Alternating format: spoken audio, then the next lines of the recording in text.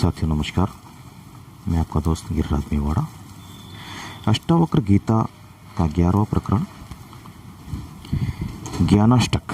स्वयं को चैतन्य मात्र जानना ही केवल्य प्राप्ति है। सूत्र 1। भाव और अभाव का विकार स्वभाव से होता है। ऐसा जो निश्चय पूर्वक जानता है वह निर्विकार और क्लेश रहित पुरुष सुखपूर्वक ही शांति को उपलब्ध होता है।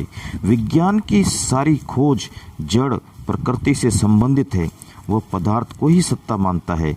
पदार्थ की खोज में वह उसके अंतिम तत्व विद्युत तक पहुंचा एवं उसी को समस्त सृष्टि का कारण मानता है। किंतु आध्यात्म इससे भी पार एक चैतन्य तत्व की बात कहता है कि आरंभ में वह चैतन्य तत्व ही था। यह विद्युत जड़ है जो उस चैतन्य की ही शक्ति है। यह संपूर्ण सृष्टि इस शक्ति का ही फैलाव है, इसी का रूपांतरण है। इसके सारे क्रियाकलाप इसी जड़ प्रकृति के स्वभाव से हो रहे हैं। वह चैतन्य आत्मा करता नहीं है, वह निर्विकार है, शुद्ध है, किंतु उसकी उपस्थिति आवश्यक है। उसकी उपस्थिति के बिना शिव भी शव हो जाता है, मनुष्य लाश बन जाता है। सृष्टि में जहाँ भी गति है, विकास है, प्रवाह है, निरंतरता, वह उस चैतन्य आत्मा के कारण है। जिस प्रकार चंद्रमा की उपस्थिति मात्र से ही समुद्र में ज्वार भाटा आता है, चुंबक लोहे को अपनी उपस्थिति मात्र से अपनी ओर आकर्षित करता है, उसी प्रकार चैतन्य सत्ता के कारण ही प्रकृति के कार्य होते हैं, किंतु वह स्वयं करता नहीं है। यह आत्मा नित्य है, चेतन है, जबकि प्रकृति अनित्य व जड़ है। आत्मा निर्विकार है एवं प्रकृति विकारजन्य है। अष्टावक्र कहते हैं कि ये भाव और अभाव के समस्त विकार प्रकृतिजन्य हैं, जो उसके स्वभाव से अपने आप हो रहे हैं। जैसे अग्नि का स्वभाव जलाना है, पानी का ठंडा करना, गुरुत्वाकर्षण का खींचना है, विद्युत का प्रकाश व चुंबकत्व है। इस प्रकार सभी पदार्थ अपने अपने गुण धर्म के अनुसार कार्य करते हैं। बीज से वृक्ष बनने की क्रिया भी प्रकृतिजन्य है। इस प्रकार सृष्टि के समस्त कार्यों का संचालन प्रकृतिजन्य ही है। उस चैतन्य की मात्र उपस्थिति से ही यह सब होता है, वह स्वयं करती नहीं है। इस प्रकार जो व्यक्ति आत्मज्ञान को उपलब्ध हो गया, वह अपने को प्रकृतिजन्य समस्त कर्मों से ऊपर चैतन्य आत्मा मानकर निर्विकार और क्लेश रहित होकर सुखपूर्वक ही शांति को उपलब्ध होता है। आत्मज्ञान के बाद ही उसे ऐसा निश्चय होता है। इससे पूर्व ऐसा मान लेना भी भ्रांति है। मानने से भ्रम या अज्ञान दूर नहीं होता, जानने से होता है, सिर्फ बोध से होता है। इसके लिए कोई चेष्टा व श्रम आवश्यक नहीं है। सूत्र 2। सबको बनाने वाले ईश्वर हैं, अन्य कोई नहीं। ऐसा जो निश्चय पूर्वक जानता है वह पुरुष शांत है, उसकी सब आशाएं जड़ से नष्ट हो गई हैं, वह कहीं भी आसक्त नहीं होता। आसक्ति का कारण संसार नहीं है, बल्कि स्वयं की वासना है, तृष्णा है, कामना है, कुछ प्राप्त करने की इच्छा है। स्वयं यह स्वार्थ ही आसक्ति का कारण है। आसक्ति में दो का होना आवश्यक है। यह शरीर, मकान, स्त्री, पुत्र, संबंधी आदि को हम भिन्न मानते हैं, जिससे आसक्ति होती है। यदि एक ही हैं तो कौन किससे आसक्ति रखे। इसलिए अष्टावक्र कहते हैं कि इस सृष्टि में कहीं भिन्नता है ही नहीं। वही एक चैतन्य सत्ता विभिन्न रूप में प्रकट हुई है, अतः यह संपूर्ण ही ईश्वर है। सभी उस एक चैतन्य का ही विकास एवं फैलाव है। इसलिए सबको बनाने वाला वह ईश्वर ही है, दूसरा कोई नहीं है। किंतु जिसे आत्मा का अनुभव हो गया वही ऐसा निश्चय पूर्वक जान सकता है। अज्ञानी को भ्रम बना रहता है, अतः ऐसा निश्चय पूर्वक जानने वाला ज्ञानी ही शांत हो सकता है। जब उसे संपूर्ण सृष्टि में एकत्व का बोध हो गया हो तो उसकी सब आशाएं, अपेक्षाएं, तृष्णा आदि सब जड़ से नष्ट हो जाती हैं, फिर वह कहीं भी आसक्त नहीं होता। ईसावास्य उपनिषद भी कहता है कि इस संसार में जो भी है सब ईश्वर का ही है, इसलिए त्याग पूर्वक इसका भोग कर। जो ईश्वर को जान लेता है वही सब है, जो मिला है वह भी उसी का है, जो छूटता है वह भी उसी का है। तो त्याग अपने आप हो जाता है, द्वंद्व मिट जाते हैं, अशांति मिट जाती है, आशाएं मिट जाती है। जो मिला है, जो हो रहा है, उसमें व्यक्ति संतुष्ट हो जाता है, फिर आसक्ति का कोई कारण नहीं रहता। ऐसा व्यक्ति ही परम शांति को उपलब्ध होता है। सूत्र 3, विपत्ति और संपत्ति देव योग से ही समय पर आती है। ऐसा निश्चय वाला पुरुष सदा संतुष्ट स्वस्थेंद्रिय हुआ, न कोई कामना करता है न शोक करता है। भारतीय धर्म की यह मान्यता बड़ी अनूठी एवं वैज्ञानिक है कि सब कुछ देवयोग से समय पर ही होता है, समय से पहले कुछ नहीं होता। माली सींचे सो घड़ा, ऋतु आए फल होए। गीता में इसीलिए कहा गया है कि कर्म पर तेरा अधिकार है, फल में नहीं। फल तो ईश्वर के अधीन है, भाग्य में जैसा लिखा है वैसा ही होगा आदि धारणाएं भारतीय धर्म का अंग हैं। इससे जीवन में कोई तनाव नहीं है, अशांति नहीं है। भौतिक सुख समृद्धि के अभाव में भी वह प्रसन्नचित है, आनंदित है, नाचता कूदता है। पश्चिम समय से पूर्व ही प्राप्त करना चाहता है। वह सब कुछ अपनी इच्छानुसार ही प्राप्त करना चाहता है, किंतु ऐसा नहीं है। मशीन के साथ यह संभव है, किंतु मनुष्य के साथ संभव नहीं है। इसलिए सब भौतिक सुविधाओं से संपन्न होते हुए भी पश्चिम बेचैन है, तनावग्रस्त है। पागलों की संख्या बढ़ती जाती है, आत्मिक शांति नष्ट हो रही है। इसका कारण मात्र इतना है कि सृष्टि के चैतन्य के नियमों से अपरिचित है। उसका सारा ध्यान भौतिक नियमों की जानकारी पर ही केंद्रित हो गया है, जिससे वह वैज्ञानिक प्रगति तो कर सका, किंतु आत्मिक ज्ञान से वंचित रह गया, जिसका दुष्परिणाम वह भुगत रहा है। सभी समय आने पर ही होता है, पहले करने का कोई उपाय है ही नहीं। समय पर ही वृक्ष खिलते हैं, समय पर ही फल आते हैं। बच्चे का जन्म 9 महीने बाद ही होगा, काम भावना 14 वर्ष बाद ही आती है। समय पर ही फसल पैदा होती है। सृष्टि का हर कार्य एक निर्धारित समय पर ही होता है। मनुष्य इससे पहले उसे नहीं कर सकता, वो प्रतीक्षा मात्र कर सकता है। इसी प्रकार सभी कार्य देवयोग से ही होते हैं। जब सभी परिस्थितियां अनुकूल होती है तभी कार्य होता है। ईश्वर न करता है न दयालु है, उसके सारे कार्य प्रकृति की सहायता से ही होते हैं। जिसके अपने नियम हैं वह किसी पर दया करके न अपने नियम बदलती है न रुष्ट होकर दंड देती है। मनुष्य के शुभ अशुभ कर्म भी ईश्वर नहीं कराता, न उसके कर्मों का हिसाब रखता है, न उनका अच्छा बुरा फल ही देता है।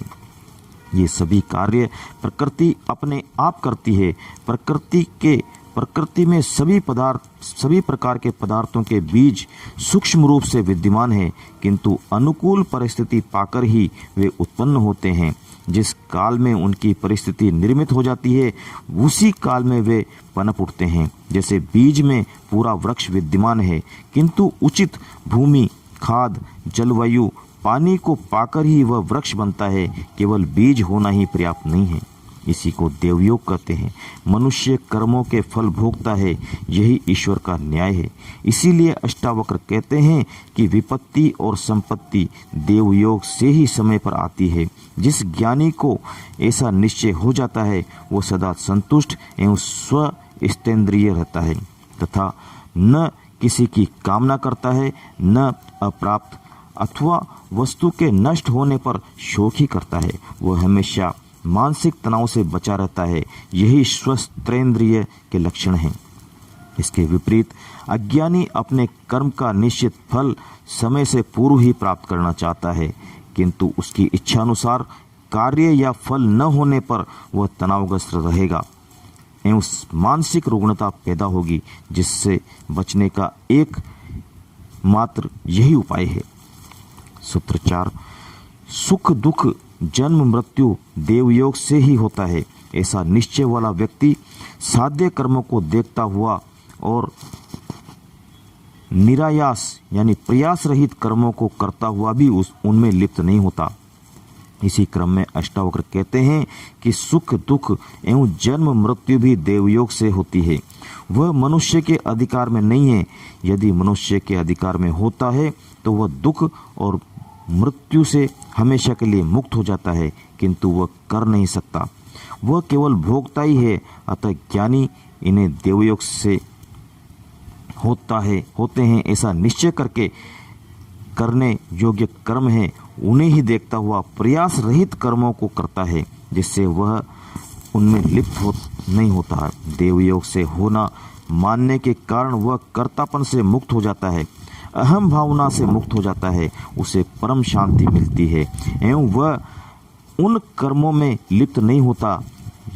जल कमलवत हो जाता है, वह दृष्टा मात्र रह जाता है।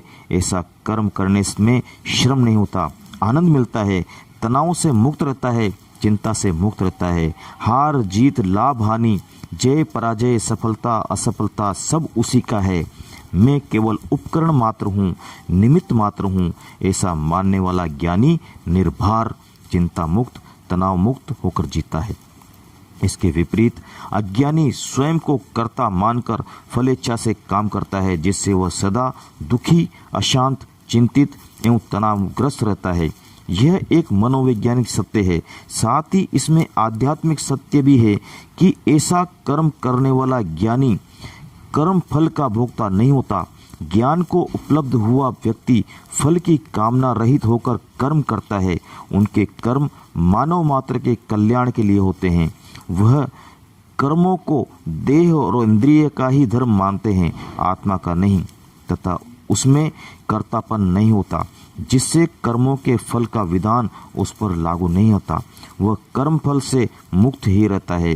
भारतीय आध्यात्म इसी कारण से देवयोग, भाग्य, ईश्वर, फलेच्छा का त्याग आदि पर विशेष जोर देता है, जिससे वह शांति से जी सके, चिंताओं, परेशानियों, तनाव से मुक्त रह सके। सूत्र 5। इस संसार में चिंता से दुख उत्पन्न होता है, अन्यथा नहीं। ऐसा जो निश्चय पूर्वक जानता है वह सुखी और शांत है। सर्वत्र उसकी इच्छा गलित है और वह चिंता से मुक्त है। इसी क्रम में अष्टावक्र कहते हैं कि जहाँ अहंकार है वहीं कर्ता भाव है, एवं जहाँ कर्ता भाव है अर्थात यह मैं ही कर रहा हूँ ऐसा भाव है, वहीं फलाकांक्षा होगी एवं चिंता होगी। जहाँ चिंता है वहीं दुख है। ज्ञानी ही ऐसा मानता है कि मैं कर्ता नहीं हूँ, निमित्त मात्र हूँ। सभी कर्म ईश्वर के ही कर्म हैं, उसी के आदेश एवं प्रेरणा से मैं कर्म कर रहा हूँ। वाहन मात्र हूँ, बांसुरी मात्र हूँ, बजाने वाला वही है, स्वर उसी के हैं। ऐसा मानकर कर्म करने वाला निर्भर होकर चिंता मुक्त होकर जीता है। ऐसा व्यक्ति ही सुखी और शांत है। इस भावना से उसकी इच्छाएं सर्वत्र गलित हो जाती है। वह अपनी इच्छा से नहीं, परमात्मा की इच्छा मानकर कर्म करता है, अतः वह चिंता मुक्त रहता है। जिस प्रकार छोटा बच्चा अपने पिता की उंगली पकड़कर निश्चय हो जाता है, उसी प्रकार मनुष्य परमात्मा का सहारा लेकर निश्चिंत जीता है, जिससे वह अनेकों प्रकार की मानसिक उलझनों से मुक्त रहता है। जो ईश्वर की सत्ता में ही विश्वास नहीं रखते, उनका जीवन अनेक प्रकार की कुंठाओं से ग्रस्त रहता है। अतः मानसिक संतुलन को बनाए रखने के लिए ईश्वर की ऐसी धारणा अत्यंत महत्वपूर्ण है। ईश्वर है या नहीं, यह इतना महत्वपूर्ण नहीं जितना उसका मानना महत्वपूर्ण है। सूत्र 6। मैं शरीर नहीं हूँ, देह मेरी नहीं है, मैं तो बोध स्वरूप चैतन्य हूँ। ऐसा जो निश्चय पूर्वक जानता है वह पुरुष कैवल्य को प्राप्त होकर किए और अनकिए कर्म का स्मरण नहीं करता। अष्टावक्र कहते हैं कि जो आत्मज्ञान को उपलब्ध हो गया वह अपने को निश्चय ही बोध स्वरूप चैतन्य आत्मा ही समझता है। उसका शरीर से संबंध विच्छेद हो जाता है। इसलिए ऐसा ज्ञानी कहता है मैं शरीर नहीं हूँ, आत्मा हूँ। आत्मा का कोई शरीर नहीं होने से वह कहता है कि मेरा शरीर नहीं है। ज्ञानी ही ऐसा निश्चय पूर्वक जानता है, जिससे वह कैवल्य को प्राप्त हो जाता है। कैवल्य को प्राप्त हुआ ज्ञानी अपने को आत्मस्वरूप मानता है, जिससे वह किए और अनकिए कर्मों का स्मरण नहीं करता, क्योंकि जो कर्म किए गए हैं वे शरीर द्वारा किए गए हैं। जो अनकिए रह गए हैं, केवल विचारों तक ही सीमित रह गए हैं, वे मन का मन की सीमा में आते हैं।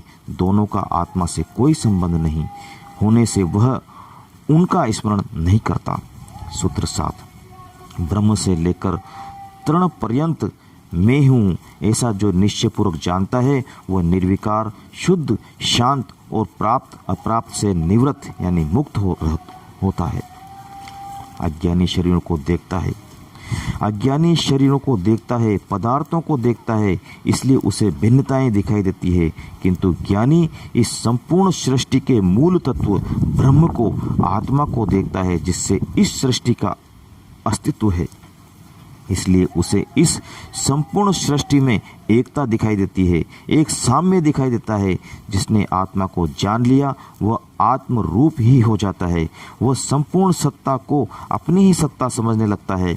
भिन्न भिन्न शरीरों एवं भिन्न भिन्न आत्माओं का अज्ञान समाप्त हो जाता है। अष्टावक्र कहते हैं कि जिस ज्ञानी को ऐसा निश्चय हो जाता है कि मैं आत्मा हूँ और ब्रह्म से लेकर तृण पर्यंत मेरा ही यानी आत्मा का ही विस्तार है, मैं एक और अदम्य हूँ, यह सृष्टि मेरी नहीं बल्कि मैं ही सृष्टि हूँ, मेरे से भिन्न कुछ है ही नहीं, ऐसा व्यक्ति निर्कल्प हो जाता है। दूसरा कोई विकल्प रहता ही नहीं।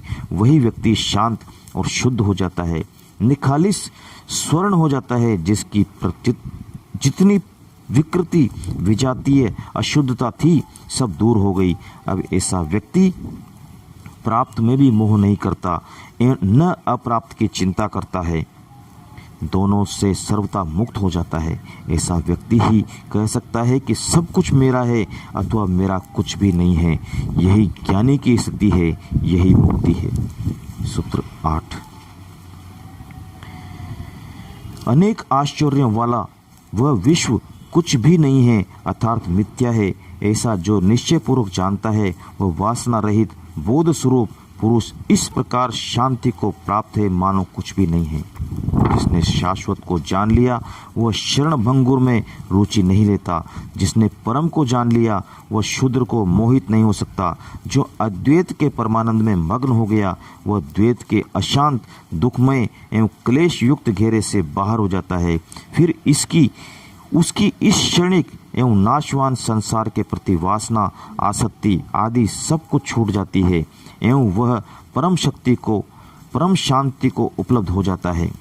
अष्टावक्र कहते हैं कि यदि यह संसार अनेक आश्चर्यों वाला किंतु आत्मानंद के सामने कुछ भी नहीं है, मिथ्या है, रसहीन है, बोध स्वरूप पुरुष आत्मज्ञानी ऐसा निश्चय पूर्वक जानता है, इसलिए वह संसार को मिथ्या समझकर शांति को प्राप्त होता है।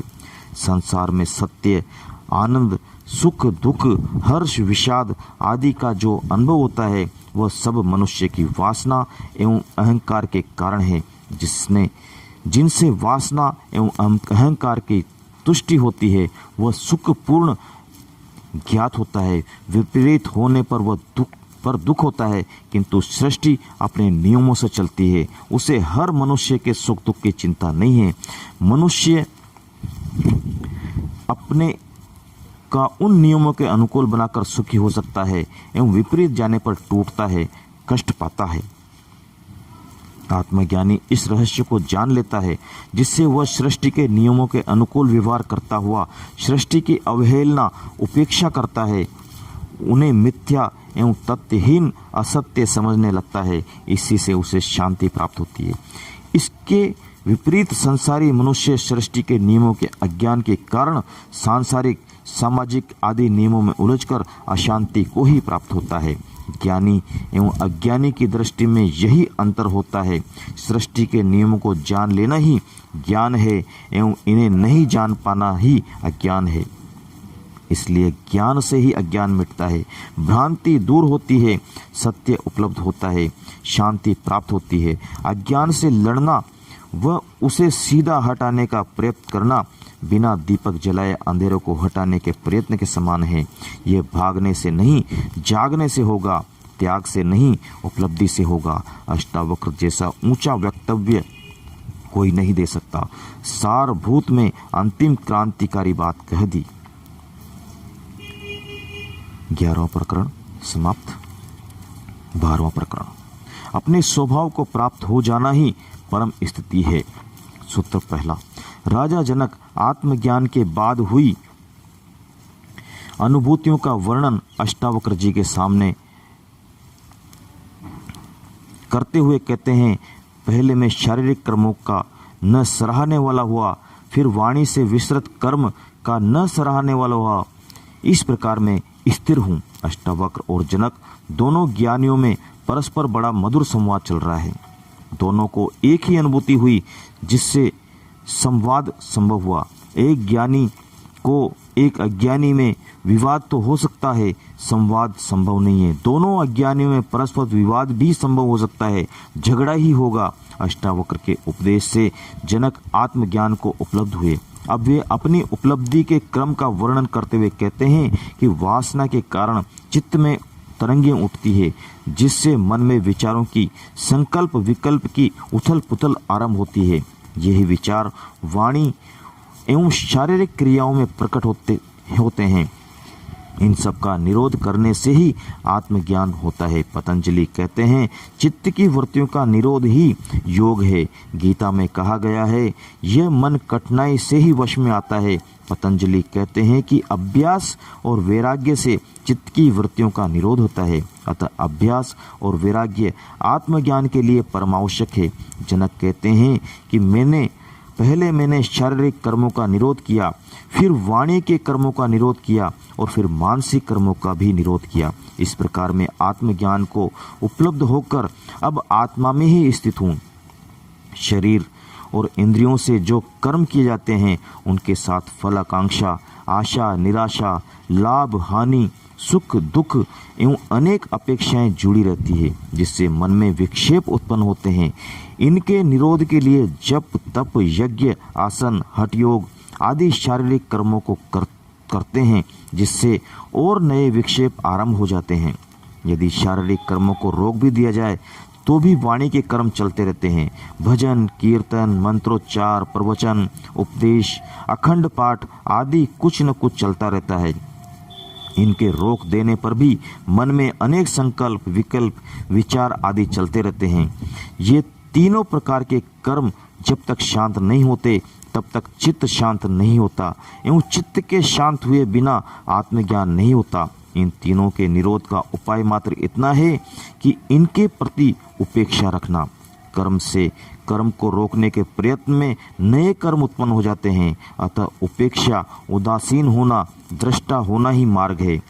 शरीर मन और वाणी के कर्म अपने आप होते हैं, स्वभाव से होते हैं। नींद और बेहोशी में भी शरीर का कार्य बंद नहीं होता। स्वप्न में भी मन का कार्य चलता रहता है, शरीर भी अपने आप चलता है।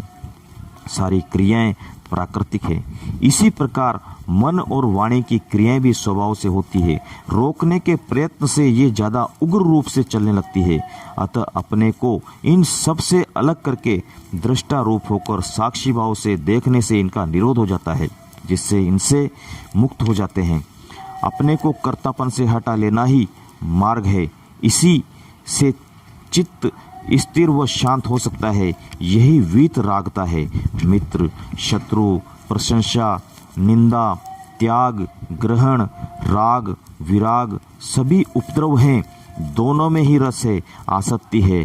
ग्रहण में आसक्ति है तो त्याग भी आसक्ति है।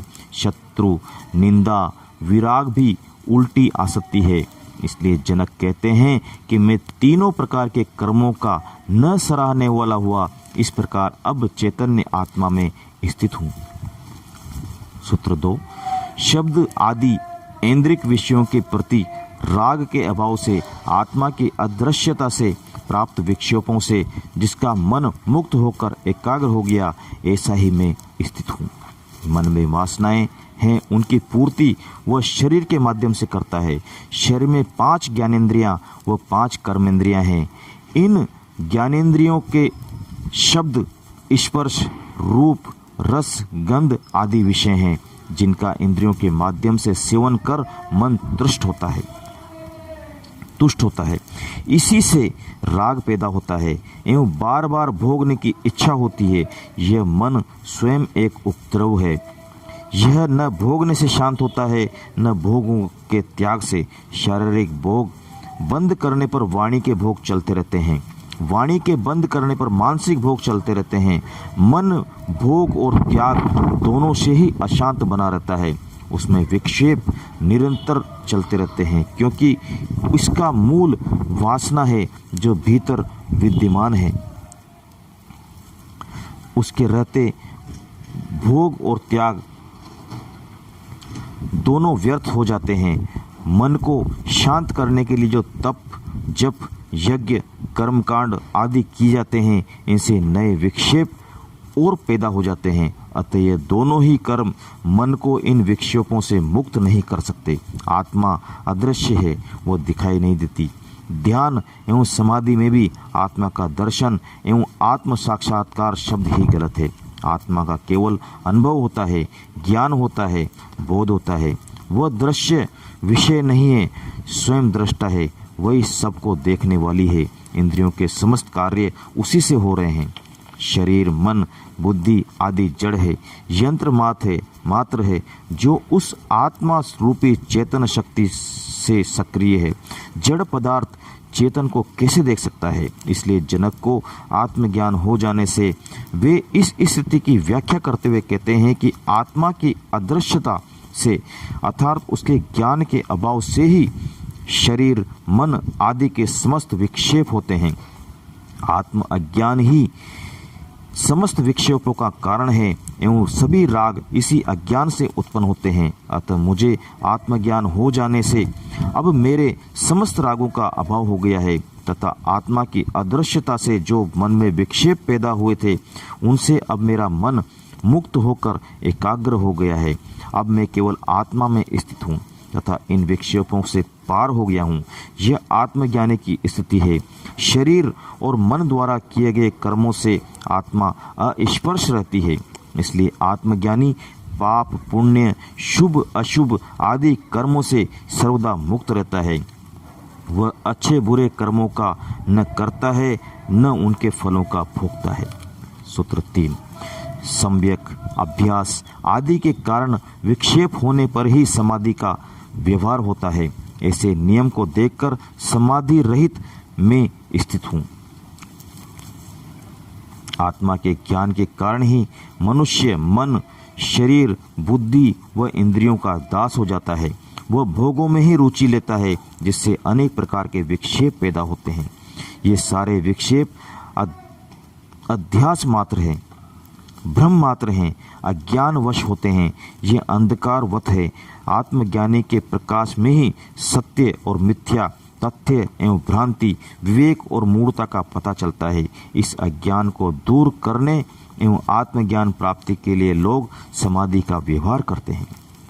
आत्मा का ज्ञान समाधि अवस्था में ही होता है, किंतु जनक आत्मज्ञान को उपलब्ध हो गए, इसलिए वे इन सबको साक्षी भाव से देख रहे हैं। वे अब समाधि रहित होकर आत्मा में ही स्थित हो गए हैं। अब उन्हें समाधि की भी आवश्यकता नहीं है।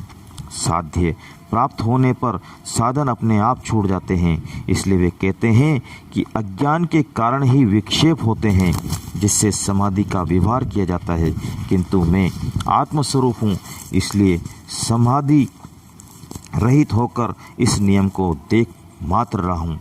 अब मुझे इस नियम के पालन की आवश्यकता नहीं है। अब मैं आत्मानंद में स्थित हूँ। इसका सार इतना ही है कि आत्मज्ञान बोध से हो सकता है, इसमें बोध नहीं है। उसी को ध्यान, धारणा, समाधि आदि का व्यवहार करना पड़ता है, अन्यथा यह आवश्यक नहीं है। आत्मज्ञान के लिए ऐसी कोई शर्त नहीं है कि यह समाधि के बिना होगा ही नहीं। अहिंसा, सत्य, दया, करुणा आदि के बिना होगा ही नहीं। आत्मा तो सदा उपलब्ध ही है, जागकर देखना मात्र है। दृष्टि पर्याप्त है, क्रिया आवश्यक नहीं है। सूत्र 4, हे ब्राह्मण, हे और उपादेय के वियोग से जो हर्ष और विषाद होता है, उसके अभाव में अब मैं जैसा हूँ वैसा ही स्थित हूँ। आत्मा हमारा स्वभाव है, उसे उपलब्ध हो जाना ही अपने स्वभाव को उपलब्ध होना है। वही शुद्ध है, उसमें विकृति है ही नहीं। हे और उपादेय, अच्छा, बुरा, उपयोगी, अनुपयोगी आदि ख्याल ही मन की वासना के कारण पैदा होते हैं। वासना गिरने पर ये भेद ही समाप्त हो जाते हैं। हे और उपादेय के कारण ही उपादेय वस्तु की प्राप्ति से हर्ष होता है, वह छूटने पर विषाद होता है। इसी प्रकार हे के छूटने पर हर्ष एवं प्राप्ति पर विषाद होता है। जनक आत्मज्ञान को उपलब्ध हो गए, वे अपने स्वभाव में स्थित हो गए, इसलिए हे और उपादेय की धारणा ही नहीं रही और इसीलिए उनसे होने वाले हर्ष और विषाद का भी अभाव हो गया। अब वे कहते हैं कि मैं जैसा हूँ वैसा ही स्थित हूँ, अर्थात अपने वास्तविक स्वरूप यानी ओरिजिनल फेस में स्थित हूँ। अज्ञानवश मैंने विभिन्न प्रकार के जो मुखेटे लगा रखे थे वे सब उतर गए। सुकरात ने कहा, अपने को जानो। वह यही स्थिति है, अपने स्वभाव को उपलब्ध हो जाना। आत्मज्ञान, सेल्फ रियलाइजेशन आदि कुछ भी नाम दिया जा सकता है। सूत्र 5, आश्रम है, अनाश्रम है, ध्यान है और चित्त का स्वीकार और वर्जन है। उन सब से उत्पन्न हुए अपने विकल्प को देखकर मैं उन तीनों से मुक्त हुआ हूँ, स्थित हूँ। मूढ़ों की कोई समस्या नहीं होती। वे न विचार करते हैं, न कोई मान्यता ही बनाते हैं, न कोई सिद्धांतों से पार हो जाते हैं जिससे वे सदा अपने विवेक में जीते हैं। मूढ़ के सामने समस्या है ही नहीं, ज्ञानी समस्या से पार हो चुका है। मूढ़ अनुभव शून्य है, ज्ञानी अनुभव करके छोड़ चुका है। अतः दोनों में बड़ा अंतर है। किंतु अज्ञानी की अनेक मान्यताएं होती है, अनेक विचार एवं सिद्धांत होते हैं। मूढ़ के पास सोचने की बुद्धि होती ही नहीं। अज्ञानी बुद्धि में ही जीता है, तर्क, विश्लेषण, विभाजन करके सृष्टि को समझना चाहता है, इसलिए एकत्व को बोध उसे नहीं हो पाता। ज्ञानी को एकत्व का बोध हो जाने से उसका सारा विभाजन, विश्लेषण, अनेकत्व, विभिन्नताएं समाप्त हो जाती है। वह निर्विकल्प में अवस्थित हुआ परमानंद का अनुभव करता है। यह सारी वर्ण व्यवस्था, ब्राह्मण, क्षत्रिय, वैश्य, शूद्र, आश्रम व्यवस्था, ब्रह्मचर्य, गृहस्थ, वानप्रस्थ, संन्यास्त, अनाश्रम व्यवस्था आदि अज्ञानियों के लिए है, जिससे वे इस व्यवस्था से में गुजर कर क्रमिक विकास कर आत्मोन्नति को उपलब्ध हो सके। इसी प्रकार कर्म एवं उसके फल का विधान भी अज्ञानियों के लिए ही है। अज्ञानियों के लिए विभिन्न कर्मों का विधान है। भजन, कीर्तन, भक्ति, पूजा, पाठ, जप, यज्ञ, हवन, कर्मकांड, आचरण में सुधार, हठ योग, क्रियाएं आदि अनेक प्रकार की साधनाएं हैं। फिर ध्यान और धारणा, समाधि आदि क्रियाएं हैं जिनसे अंतकरण शुद्ध होता है, तब आत्मज्ञान होता है। इस प्रकार कुछ धर्म चित्त को स्वीकार करने को कहते हैं कि जैसा है वैसा स्वीकार कर लो, सब ईश्वरीय है, स्वीकार करने से तुम मुक्त हो जाओगे। तंत्र की यही मान्यता है। हठ योगी चित्त के वर्जन की बात कहता है। मन का निरोध करो, वासना को भोगने से रोको, उसकी एक मत मानो, वही भटकता है। शरीर को भी सताओ, क्योंकि उसी से तुम विषयों में फंसे हो। इसको नंगा भूखा रखो, इसको कोड़े लगाओ, इसे शीत व गर्मी में खूब सताओ, क्योंकि यही पापी है। इसी को तपश्चर्या तप कहते हैं। ये सब आखिर किस लिए? इसका विकल्प है आत्मज्ञान। ये सब करने से तुम्हें आत्मज्ञान होगा, तुम्हारी मुक्ति होगी। ये सब अज्ञानियों के लिए साधना सूत्र हैं। किंतु जनक आत्मज्ञान को उपलब्ध हो गए, उन्हें वह मिल गया जिसे प्राप्त करने के लिए ये सब करने पड़ते हैं। इसलिए वे कहते हैं कि अब मेरे लिए न कोई आश्रम है, न अनाश्रम है, न ध्यान है, न चित्त का स्वीकार है, न वर्जन है। इन सब से पार आत्मा रूपी विकल्प को प्राप्त कर मैं इन सब से मुक्त हुआ, केवल आत्मा स्वरूप में स्थित हूँ। जनक की यह घोषणा सिद्धावस्था की घोषणा है। साधनावस्था में अथवा अज्ञान की स्थिति में तो इनसे गुजरना ही पड़ेगा। जिसको बोध न हो सके उसके लिए कोई न कोई विधि अपनानी ही पड़ेगी। किंतु विधि का न अपनाना भी विधि है, किंतु इसे पकड़ना कठिन है। इसलिए यह कुछ ही लोगों के लिए उपयोगी हो सकती है। सामान्य व्यक्ति इससे भटक सकता है। सूत्र 6, जैसे कर्म का अनुष्ठान अज्ञान से है, वैसे ही उसके त्याग का अनुष्ठान भी अज्ञान से है। इस तत्व को भली भांति जानकर मैं कर्म अकर्म से मुक्त हुआ अपने में स्थित हूँ। संसार में रहकर कर्म करना अनावश्यक, संसार में रहकर कर्म करना आवश्यक एवं अनिवार्य है। कर्म कई प्रकार के हैं, जैसे स्वाभाविक कर्म है, अनिवार्य कर्म है, प्रतिकर्म है, निकर्म है, अकर्म है आदि। फिर कर्म शारीरिक और मानसिक भी होते हैं। जीवन ही कर्म है, मृत्यु कर्म का अभाव है। कर्म का आरंभ जन्म के साथ ही हो जाता है एवं मृत्यु पर्यंत चलता है, इसलिए जीवन में कर्म रोकना असंभव है। गीता में कहा है, शरण मात्र भी कोई कभी कर्म न करता हुआ नहीं ठहरता, क्योंकि प्रकृति के गुण प्रत्येक से कर्म कराते हैं। किंतु जो कर्म अहंकार वश किए जाते हैं, वासना पूर्ति हेतु किए जाते हैं, जिनके पीछे कोई न कोई फलाकांक्षा होती है, वे ही कर्म बंधन का कारण बनते हैं। जिस कर्म में कर्ता हो, अहंकार हो, मैं कर रहा हूँ, मैंने किया है, इस प्रकार मैं की जहाँ उपस्थिति है वही कर्म बंधन है, क्योंकि यह अहंकार व मैं भाव ही अज्ञान है। इन कर्म बंधनों से मुक्ति के लिए भी मनुष्य अनेक कर्म करता है। ये जप, तप, योग, भजन, पूजन, यज्ञ, ध्यान, समाधि आदि भी मैं भाव से ही किए जाते हैं। इनमें भी फलाकांक्षा रहती है, इसलिए यह भी कर्म है जो बंधन स्वरूप है। अहंकार वश अथवा अज्ञान वश किए गए कर्मों का फल अवश्य होता है। शुभ कर्मों का शुभ एवं अशुभ कर्मों का अशुभ फल होता है। यदि अशुभ बंधन है तो शुभ भी बंधन है। बेड़ी चाहे लोहे की हो या सोने की, मुक्ति के लिए दोनों बंधन ही हैं। इसी प्रकार कर्मों का त्याग भी बंधन है, क्योंकि उसमें भी अहंकार है। मैं भाव उसमें भी है। जो अहंकार एवं अज्ञान है, मैंने त्याग किया। इस भाव के रहते जो त्याग होता है वह अहंकार को और बढ़ा देता है। फिर इस त्याग के पीछे फलाकांक्षा रहती है, चाहे वह स्वर्ग, मोक्ष, मुक्ति किसी की भी हो। अतः कोई भी कर्म जो अहंकार अज्ञान से किया जाता है वो मुक्ति का मार्ग नहीं है। इसलिए जनक इस सूत्र में कहते हैं कि जैसे कर्म का अनुष्ठान अज्ञान से होता है, वैसे उसके त्याग का अनुष्ठान भी अज्ञान से ही होता है। दोनों में मैं का भाव रहता है।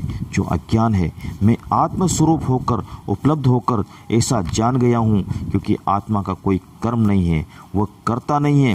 कर्म मात्र अहंकार के कारण होते हैं। मैं अहंकार रहित होकर कर्म एवं अकर्म, कर्म एवं उसका त्याग दोनों से ही मुक्त होकर अपने स्वरूप में स्थित हूँ। अहंकार रहित स्वाभाविक रूप से किए गए कर्म कर्म नहीं है, ऐसा होकर मैं स्थित हूँ। कर्म की इससे श्रेष्ठ कोई देशना है ही नहीं, जैसे इस सूत्र में जनक देती है। सूत्र 7, अचिंत्य यानी ब्रह्म का चिंतन करता हुआ भी वह पुरुष चिंता को ही बसता है, इसलिए उस भाव को त्याग कर मैं भावना मुक्त हुआ स्थित हूँ। कृष्ण की गीता साधक के लिए दिया गया उपदेश है, किंतु यह अष्टावक्र गीता सिद्ध अवस्था की अनुभूति का वर्णन है। इसमें उपदेश नहीं है, बल्कि यह कसौटी है। जिस प्रकार किसी भी आत्मज्ञानी को कसकर परखा जा सकता है, जिसे ऐसा अनुभव हुआ है वह ज्ञानी है। इस संसार में अनेक व्यक्ति अपने को सिद्ध, महात्मा, ज्ञानी, तीर्थंकर, पैगंबर, ईश्वर पुत्र, भगवान, संत आदि कहते हैं। उन सबको अष्टावक्र गीता की इस कसौटी पर परखा जा सकता है। यदि उनकी इसके अनुरूप अनुभूति हुई है, तभी इन्हें आत्मज्ञानी एवं मुक्त कहा जा सकता है, अन्यथा नहीं। उनको आत्मज्ञान की भ्रांति मात्र हुई है, अथवा वे पाखंड करते हैं। आत्मज्ञानी की ऐसी परम कसौटी अनंत नहीं है। यह न धारणा मात्र है, न सिद्धांत। देश, काल, धर्म, संप्रदाय, जाति, वर्ग आदि के पार आध्यात्म पर दिया शुद्धतम वैज्ञानिक वक्तव्य है, जो संपूर्ण आध्यात्मिक जगत की धरोहर है। धर्म के नाम पर प्रचलित अनेक पाखंडियों एवं ढोंगियों के झूठे मुखौटों का पर्दाफाश इससे किया जा सकता है। राजा जनक इस सूत्र में और भी महत्वपूर्ण बात कहते हैं कि अनेक व्यक्ति कर्मकांड, उपासना, भक्ति आदि कर्मों को छोड़कर केवल उस अचिंत्य ब्रह्म का चिंतन मात्र करते हैं। वे समझते हैं कि परमात्मा के चिंतन से, ब्रह्म के चिंतन से ही उन्हें मुक्ति मिलेगी। जनक कहते हैं कि यह भी भ्रम है। पहले तो ब्रह्म निराकार है, उसका चिंतन हो ही नहीं सकता। फिर चिंतन की भी उसे चिंता होती है कि आज चिंतन नहीं किया, आज ध्यान नहीं किया, आज समाधि नहीं लगाई। इस प्रकार इस चिंतन में भी कर्ता भाव में मैं लगा रहता है। अतः मैं ऐसा चिंतन करने वाला व्यक्ति ब्रह्म को नहीं, चिंता को ही भजता है। मैं आत्मज्ञान को उपलब्ध होकर इस ब्रह्म के चिंतन की भावना को भी त्याग कर भावना मुक्त होकर अपने में स्थित हूँ। इस ब्रह्म के चिंतन के बंधन से भी मुक्त हो गया हूँ। सूत्र 8, जिसने साधनों के क्रिया रहित स्वरूप अर्जित किया है वह पुरुष कृतकृत्य है, और जो ऐसा ही स्वभाव से ही स्वभाव वाला है वह तो कृतकृत्य है ही। इसमें कहना ही क्या। राजा जनक बिना कोई साधना किए, बिना जप तप योग भक्ति पूजा उपासना ध्यान कर्म किए ही आत्मज्ञान को उपलब्ध हुए, किंतु वे यह नहीं कह सकते कि ये सब साधन व्यर्थ हैं, इन्हें करना ही नहीं चाहिए, ये बकवास मात्र है, इनसे ज्ञान होगा नहीं, इनसे भटकोगे आदि। जैसा कि जय कृष्ण मूर्ति कहते हैं कि करना कुछ भी नहीं है, किंतु इससे व्यक्ति भटक भी सकता है। इसलिए जय कृष्ण मूर्ति के उपदेश से कोई पहुँचे दिखाई नहीं देते। राजा जनक कहते हैं कि यह आत्मा क्रिया रहित है। इसके क्रिया रहित स्वरूप को जिसने उपरोक्त साधनों से अर्जित किया है वह पुरुष कृतकृत्य है। उसे भी आत्मा की अनुभूति होगी, उसका प्रयत्न भी निष्फल नहीं जाएगा। साधना द्वारा प्राप्त करना भी मार्ग है, इसका जनक तिरस्कार नहीं कर रहे हैं, किंतु जो भाव से ही स्वभाव वाला आत्मभाव वाला, जिसका स्वभाव ही आत्मवत है, वह तो कृतकृत्य है ही। इसमें कहना ही क्या। ऐसा आत्मभाव वाला व्यक्ति ही परम ज्ञानी है, चाहे वह स्वयं ही स्वभाव से प्राप्त हुआ हो अथवा किसी साधन से। उपलब्धि में कोई अंतर नहीं होता। मार्ग अनेक हैं, मंजिल एक ही है। 12वां प्रकरण समाप्त। धन्यवाद। कल से हम 13वां प्रकरण शुरू करेंगे। आज इतना ही। धन्यवाद। आपका दोस्त गिरिराज मेवड़ा। जय श्री राम, जय श्री कृष्णा।